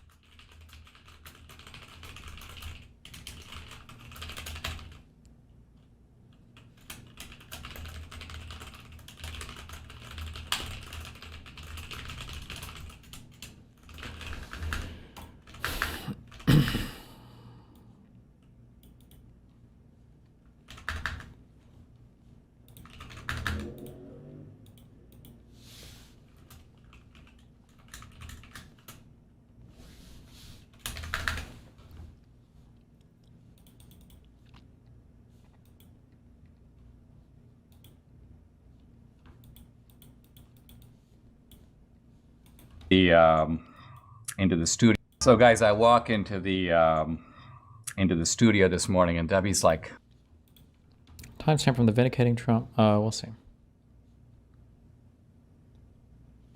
"What are you wearing?" See, she leaves before me to head to the studio, so she doesn't always see my outfits. And We're gonna get so many emails about your choice of sweater. I like to wear sometimes what in our family is affectionately known as the one-of-a-kind Dinesh attire. And but I think I picked this up somewhere in Europe. Guatemala. You know what? It does have kind of an American Indian theme. I wasn't going for that because first of all, I don't like to confuse people. Is he Indian? Is he American Indian? What message is he trying to convey here? Anyway, I want to talk about the classified documents scandal, and there are two new developments.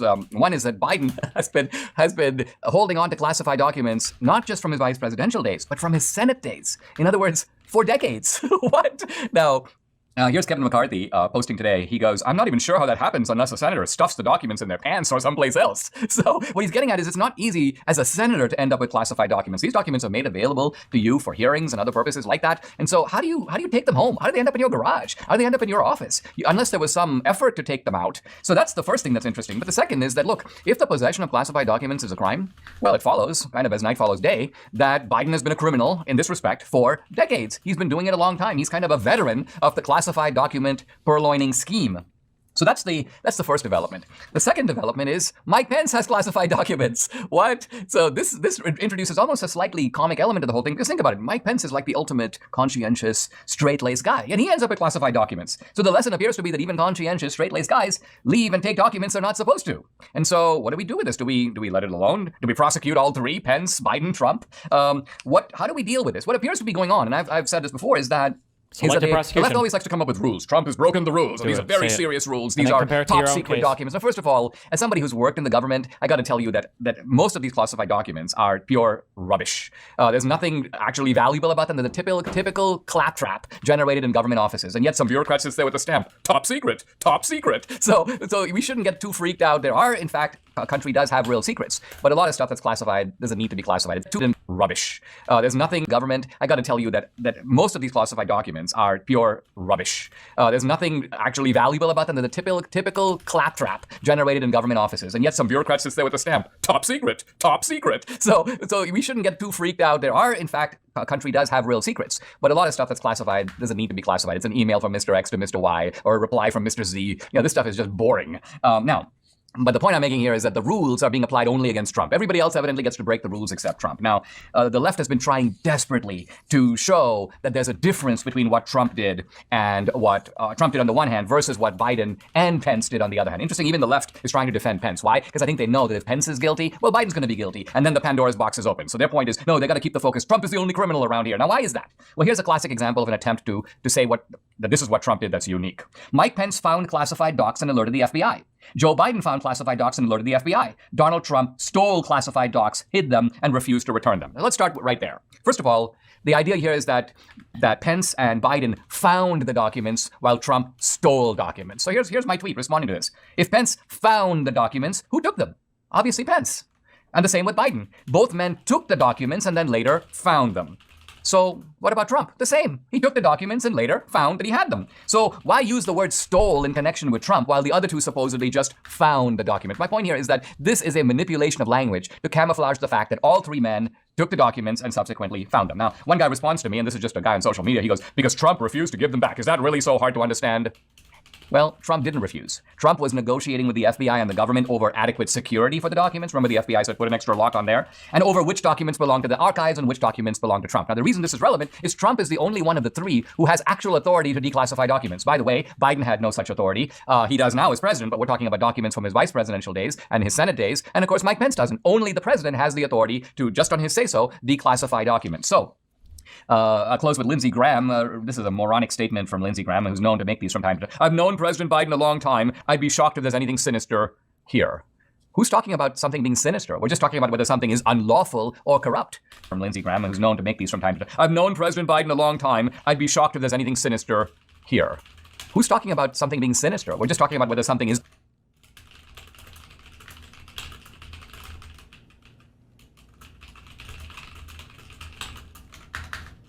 I'd be shocked if there's anything sinister here.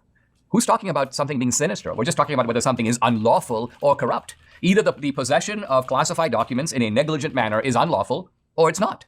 If it's unlawful, then it has to be prosecuted across the board. If it's not, then all three of these guys did something stupid, but not necessarily something that they need to be indicted for.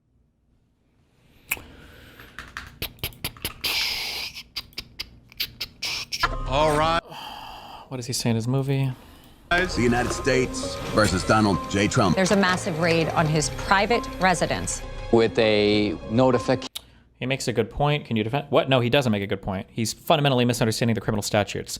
For the U.S. Code, the laws here that have to do with the retention of classified documents require an intent to do so, to retain classified documents outside of a secured area. That's the law. He either is unaware of it, in which case I'll ask him, are you aware that the law requires intent? Which is why people like Lindsey Graham or her were speaking so much about intent. Was he aware of that? Did he lie about it? And then do you now acknowledge the difference? That's the difference between two people accidentally took documents versus somebody stole documents. It's speaking about intent. And the intent is literally it's the text of the underlying statute that he was being charged with a crime with. To the FBI agents that they should use lethal force if necessary. Force. Imagine that. Lethal force. I was sitting with the president when the raid was happening, and I got to tell you, he was calm as a cucumber. Somebody that does something wrong, they're not calm in those situations. The raid was just unconscionable. And we have some breaking news now. So does he say anything about the raid here, or does he just let Lara fucking drone on? Or never mind, the lawyer, whatever. Federal classified documents in case the judge in Florida has indefinitely postponed this trial. Let's get straight to CNN's Caitlin Poland. Caitlin, what is driving this incredibly consequential decision? All right, got the judge. Got that to be it. What are they even alleging? Are they saying that Trump tried to fix the count in Georgia because of a phone call that he did with... By the way, with lawyers on the phone. With lawyers on the phone? Lawyers were on the phone. The premise of the... No, okay.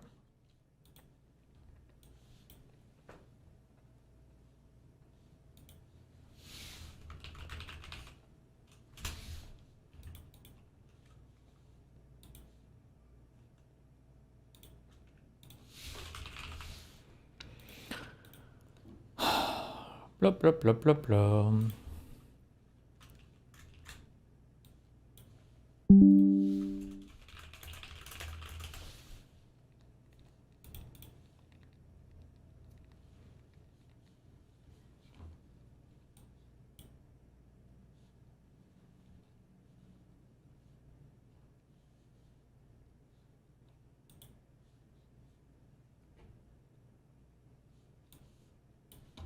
And classified documents were found at Mar-a-Lago in the aftermath of the FBI raid there. Joe Biden said, this is, and I'm now quoting him, irresponsible. And he went on to talk about how these documents contain valuable, top secret information, all the dangers to national security of this information somehow became public. And now, guess what? Classified documents, apparently 10 in particular, found at Joe Biden's think tank. And found when? Actually found before the midterms, but apparently not disclosed. In other words, we're only getting media reports about these classified documents now. And guess why? I think it has something to do with the fact that we have a Republican Congress that was going to find out about this, probably publicize it. And so as a form of damage control, they leak it to the media, and it appears now in CBS, and it appears here and there. Oh, these documents. Now, right away, as soon as I saw this, I realized that the whole idea, the argument that they've been making against Trump, the fact that Trump is in possession of classified documents, it's extremely dangerous. In fact, it's downright treasonous. And this guy needs to be prevented from ever holding public office. But of course, the left now has to figure out, what are we going to say now? Do we apply the same logic to Biden? So now begins the elaborate Fred Astaire tap dance to explain why Trump's possession of the classified documents is a horrific crime, is disqualifying from public office. Whereas, see you tomorrow. Be careful, babe. Bye, chat. Biden's possession also of classified documents is really no big deal. And so here we go. Here's a Washington Post, almost on cue. The case will likely draw comparisons to Mar-a-Lago, but appears quite different. How? Let's see. Officials have said that the Trump investigation concerns not just the possible mishandling of classified documents, I thought that was the whole issue, but possible obstruction of justice. What obstruction of justice? There's no obstruction of justice involved at all, or destruction of records. Official cue. The case will likely draw comparisons to Mar-a-Lago, but appears quite different. How? Let's see. Officials have said that the Trump investigation concerns not just the possible mishandling of classified documents, I thought that was the whole issue, but possible obstruction of justice. What obstruction of justice? There's no obstruction of justice involved at all, or destruction of records. There's no evidence that any records were destroyed. when I put this out on social media saying, in one sentence, can anyone explain why Trump's retention of classified documents constitutes a serious crime, while Biden's retention of those documents is benign and without consequence? And someone goes, because it constitutes a serious crime. Media saying, in one sentence, can anyone explain why Trump's retention of classified documents constitutes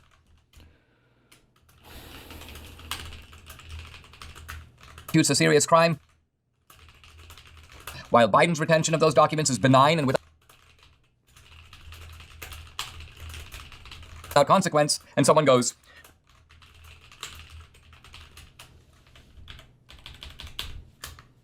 Oof, that's a good quote. Because Trump actively lied about, he didn't lie about, and obstructed the return of those documents. No, he didn't. In fact, the government was well aware that Trump was in possession of those documents. The government, the FBI itself, said to the Trump people, listen, put a lock on this door. And then the post continues, which says that the documents, quote, were kept in an unsecure location. Wait. The Trump documents are at Mar-a-Lago. Mar-a-Lago is under full Secret Service protection. In what sense? The post continues, which says that the documents, quote, were kept in an unsecure location. Wait. The Trump documents are at Mar-a-Lago. Mar-a-Lago is under full Secret Service protection. In what sense are those documents, quote, unsecure? By contrast, Biden's documents are at a Biden think tank, where there's general access to the and there's no cordon of Secret Service protection. So this makes absolutely no sense. And then there are desperate efforts by the media. You see comments like, quote, when are you talking to this retard? On the 13th of next month. A source familiar told CBS News the documents did not contain nuclear secrets. Well, first of all, the Trump documents didn't contain nuclear secrets either.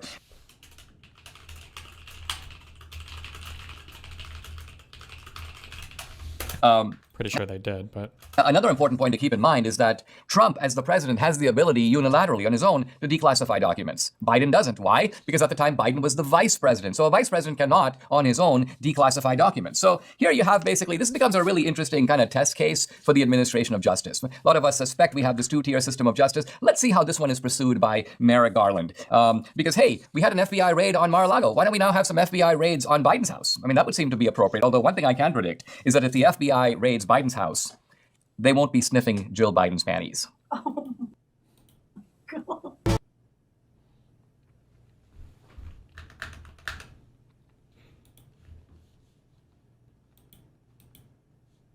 Talk about an update to the Trump classified documents case. I'm actually looking on my phone at a bunch of headlines. Bloomberg, Trump records case takeaways include 1,545 pages of classified materials. And we find this repeated. CBS News, CNBC, NPR, The Daily Beast. The whole idea here is that there are more than 1,500 classified documents. Well, as it turns out, as you begin to look a little more closely, you realize this is actually nonsense. There aren't, in fact, that many documents. This is an intentionally inflated number. Included in the 1,500 documents are 625 interview-related pages, which were produced by the DOJ. This is the DOJ's own summaries, their own interview transcripts. So these aren't the actual documents. Not to mention the fact that when the NARA, the National Records, the Archives, contacted Trump about turning in documents, Trump turned in a bunch of documents. Those documents obviously were turned over to the archives. They're not part of this case, but they're counted in the 1,500 documents. So what we have here is that the Biden DOJ is leaking information to the media, trying to make this look like a much bigger deal than it is. We will find out as we get closer to the case what documents are we talking about, and are they even classified? The DOJ is already using a kind of euphemistic or disguised terminology. They're not even talking about classified materials. They're talking about documents with, quote, classified markings. So a document can have a classified marking, but it could be that Trump has declassified it. It's not actually classified. It may have a classified marking. And it's kind of like saying I'm looking at a check with Dinesh's signature. Well, the check may have been voided. It may have been cashed. It's not actually a check that you can take to the bank. I'm looking at a check with Dinesh's signature. Yes, but that's not an actually valid check. Similarly, when we're talking about these classified documents, where the question is this in fact classified? Now, quite separate from all this, there's a battle going on, just resolved, between the Trump people and the DOJ over when is this trial going to occur.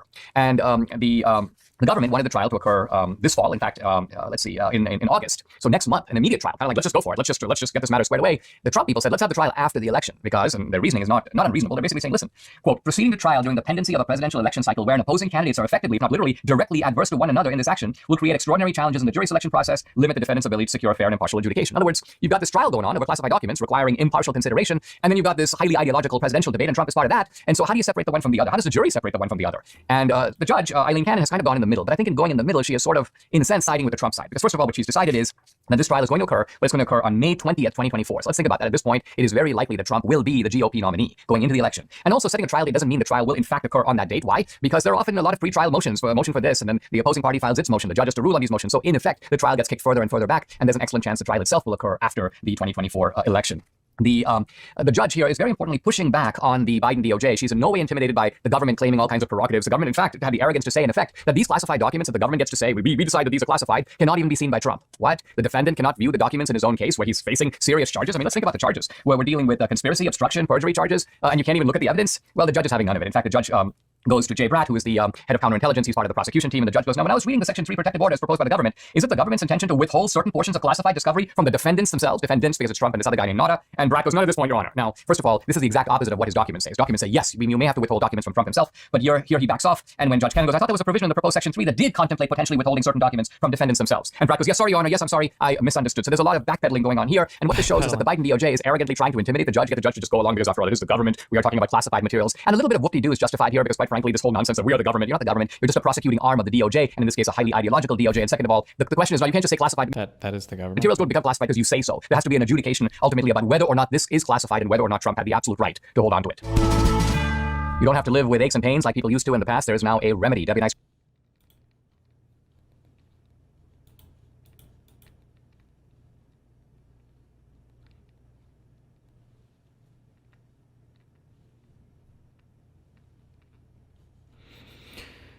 Oh, Jesus.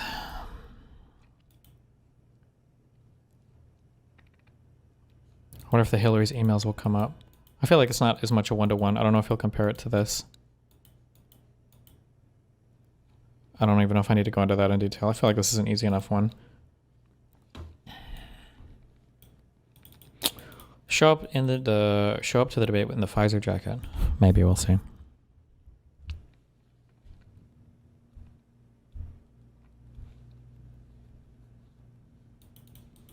So we're picking up the Dominion stuff. I feel like that's a lot more on Fox News than maybe Trump. I don't know if there's anything here where it would come up under.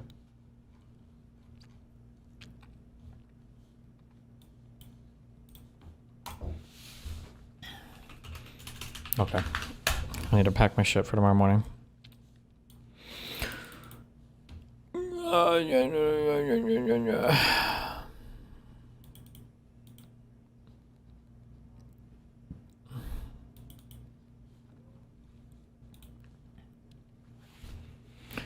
Mickey Mouse, Bug Bite, Happy Meal, Barbie Dream House, Lottery Ticket, Glad Hand, Rinky Dink, Merry-Go-Round, Cherry Blossom, Trivial, Sunny Side Up, Calamine Lotion, Vinyl Record, Flamingo, 2-Bit, Your Head, 2-Bit, Rinky Dink,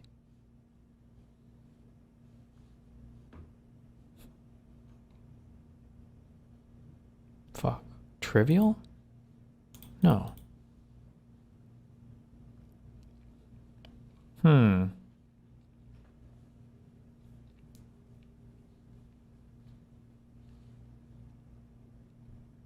Bro, why are these getting harder? Glad Hand, Bug Bite,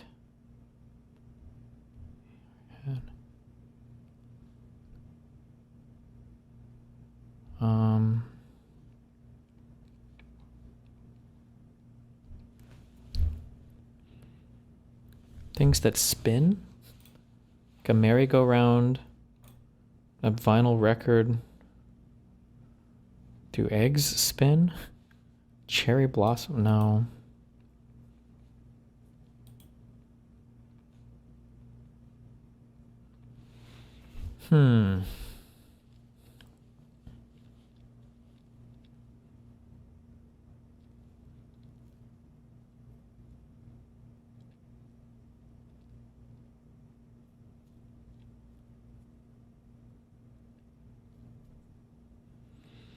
What the fuck? Glad Hand, Rinky Dink, Merry-Go-Round.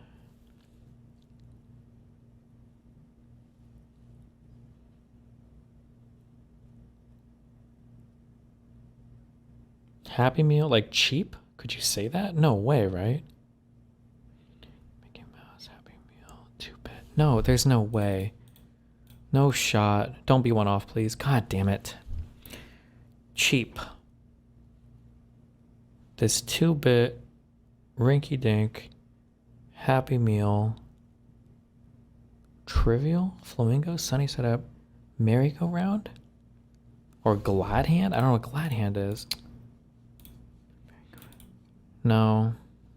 Oh, hold on.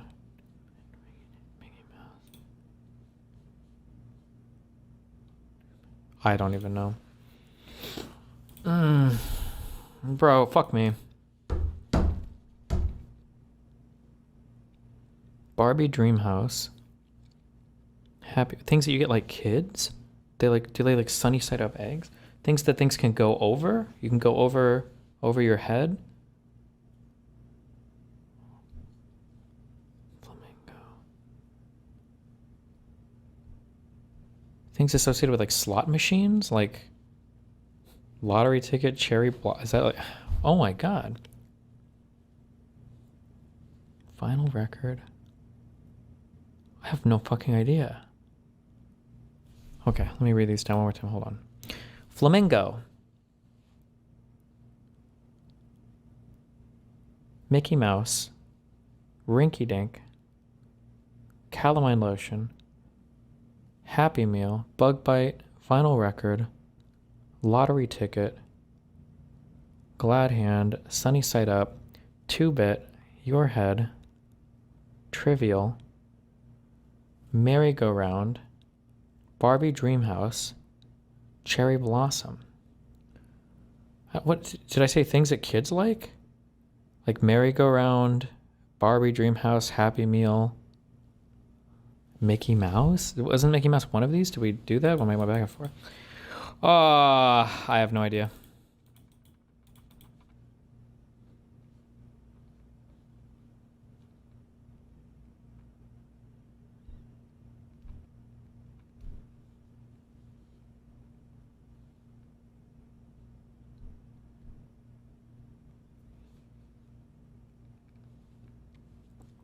Calamine lotion is like a thing you put on a bug bite? Things you associate with camping? Like calamine lotion, bug bites.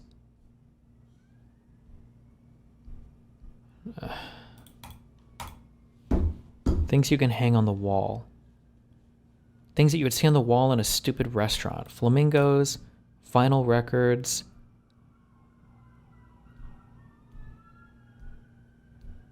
I have no idea. Things you'd see on a menu, sunny side up. Types of eggs, types of...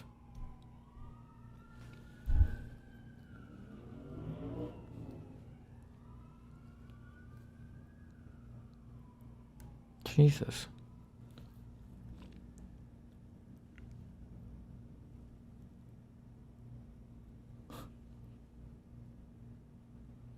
It's all ogre, guys.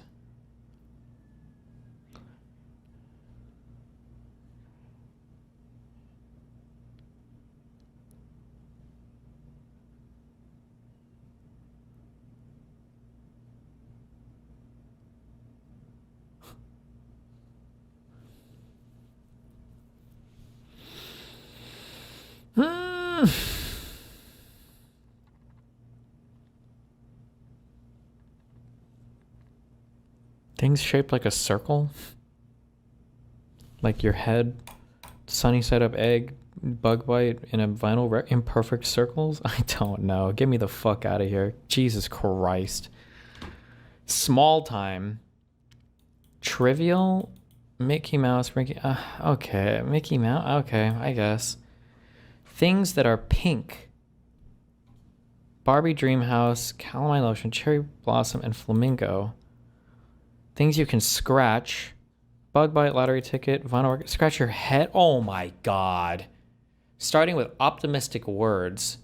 Glad, happy, merry, sunny.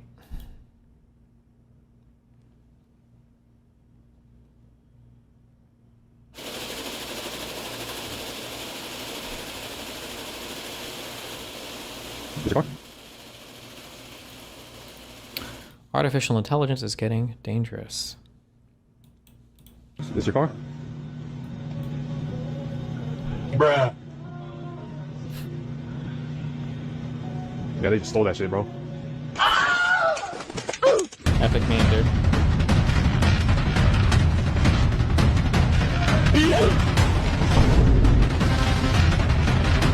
What you doing, man? Don't take my fucking car. The lady in the red and black shirt, do you know where she went? The lady that was with you? That's her. No, this lady. The lady that you were with, you were talking to? She was stealing, we're looking for her.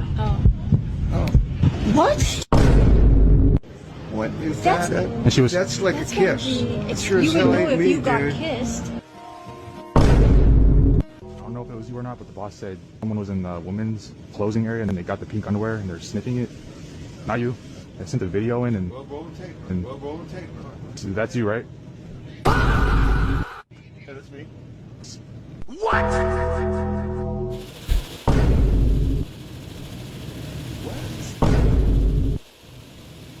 I swear to God, that's not me, dude. And there's no way. This your car? Now that's what I call an epic fucking meme.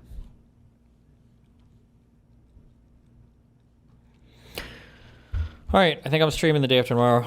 I'm going to New York tomorrow. Be careful. Stay safe. I'll see you out there if you're out there. We're doing a huge fan meetup. I'm giving away free PS5s. Meet me in Manhattan.